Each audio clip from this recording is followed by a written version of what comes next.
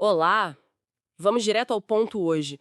A gente recebeu um material bem é, instigante que compara duas formas de ver Jesus e suas promessas. É verdade. De um lado, o que o texto chama de Jesus da religião futurista e do outro, o Jesus da graça plena, Isso, ligado a essa ideia de escatologia consumada. que é um nome um pouco técnico, mas a ideia é simples, né? Sim, e a grande questão que esse material levanta é a obra de Cristo, como a Bíblia descreve. Ela já está completa? Tudo feito? Ou será que tem partes importantes que, bom, ainda vão acontecer no futuro? Exato. Ok, vamos tentar desembrulhar isso um pouco. Bora lá. A ideia aqui é explorar como essas visões opostas, que o material detalha, moldam o entendimento da fé, da nova aliança. E do próprio Cristo, no fim das contas. Vamos começar com a primeira visão que o texto traz: o tal Jesus da religião futurista. Certo. Basicamente, a descrição é de um Jesus cujo reinado pleno, absoluto, ainda está por vir. Hum, A crença central, segundo o texto, é que ele precisa voltar, fisicamente mesmo, sabe? De forma literal. entendi. Uma segunda vinda literal. Isso. E aí, nesse futuro, ele faria um julgamento final e estabeleceria um reino físico aqui na Terra. E derrotaria uma figura, o anticristo? Exatamente. Tudo isso. Lá na frente. Tá. E qual a implicação disso para a fé segundo o material? Bom, o que o texto aponta é que isso pode gerar uma fé muito baseada na espera, talvez até numa incerteza. Como se algo essencial ainda estivesse faltando, né? Pois é, como se a obra de Cristo não estivesse completa. O material até menciona uma tensão com algumas passagens, tipo Mateus 24,34. Aquela que diz, não passará essa geração sem que tudo isso aconteça. Essa mesma. E Mateus 16,28, que fala que alguns ali não morreriam até que vejam o Filho do Homem vindo em seu reino. E aí complica, né? Porque se tudo é só para o futuro distante, como ficam essas promessas para quem ouviu lá na hora? Exatamente essa questão que o material levanta para essa visão futurista. E o fascinante aqui é essa ideia de adiamento, né? Que o material explora. Parece que cria uma dinâmica de espera constante. Sim, A análise dessas passagens de Mateus é crucial, porque toca no tempo, de um prazo para aquela geração original. parece que sim, né? Se o cumprimento é estritamente futuro, argumenta a fonte, a percepção da vitória de Cristo agora, hoje, pode parecer, sei lá, meio limitada, incompleta. Faz sentido. Agora, vamos virar a chave. Vamos para a segunda visão do material. O Jesus da graça plena. A tal da escatologia consumada. Isso! E aqui, olha, a coisa fica realmente interessante. Escatologia é o estudo das últimas coisas, Yeah. né? Eventos finais. Certo.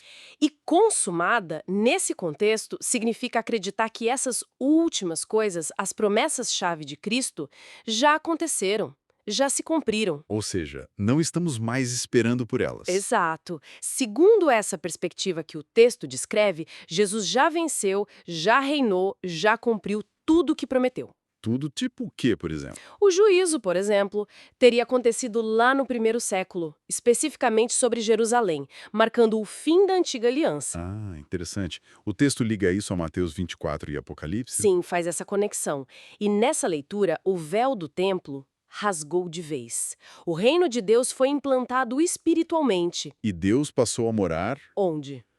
no próprio ser humano. A morada de Deus é no homem. Uau! Isso muda bastante coisa. E os resultados disso, segundo o texto, reconciliação total, fim da condenação da lei antiga, comunhão plena restaurada. E a Nova Jerusalém, que é um símbolo forte. Então, não seria uma cidade literal no futuro, mas o próprio povo de Deus, uma realidade espiritual presente, já agora. Hum, O texto busca apoio em passagens como Hebreus 9,26, que fala que Cristo, no fim dos tempos, se manifestou uma vez por todas para aniquilar o pecado. E Apocalipse 21, 3. Eis o tabernáculo de Deus com os homens. Exatamente essas. Tá, se a gente conecta isso tudo, essa visão da graça plena, como descrita aqui, ela reinterpreta muita coisa que geralmente se espera para o futuro, né? Totalmente.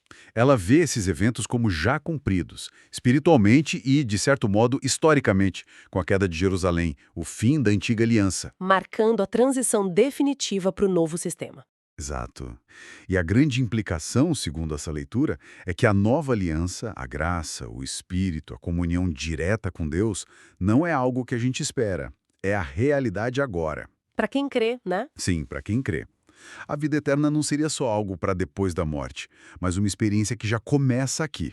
Então, o contraste que o material desenha fica bem claro, né? Gritante, eu diria.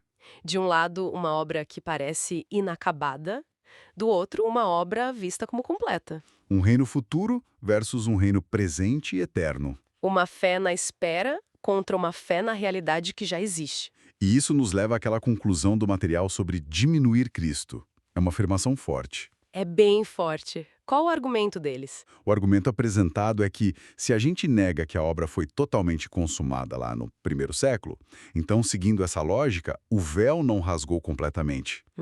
O reino não foi plenamente estabelecido. Ainda existiria algum tipo de separação entre Deus e a humanidade. Entendi. E isso na visão do autor do material. Acabaria por reduzir a nossa percepção da vitória de Cristo, da sua suficiência, da grandeza do que ele fez. Certo. Bom, recapitulando rapidinho, a gente explorou aqui duas interpretações bem distintas sobre o cumprimento das promessas de Cristo. Ambas detalhadas no material que a gente analisou. Uma que olha mais para eventos futuros e outra que foca na obra já consumada e na realidade presente da nova aliança. Pois é, e fica uma provocação final, né? Inspirada na conclusão do texto. Qual seria? Se aquela afirmação de Colossenses 2,10, e estáis completos nele, e essa ideia da Nova Jerusalém, como povo onde Deus já habita, se isso for levado a sério como realidade presente, como é que isso poderia redefinir a esperança cristã no dia a dia? Boa pergunta. Que impacto teria na forma como a gente encara a expectativa sobre o futuro? O que significa de verdade viver já na plenitude que foi prometida? É algo para se pensar, com certeza.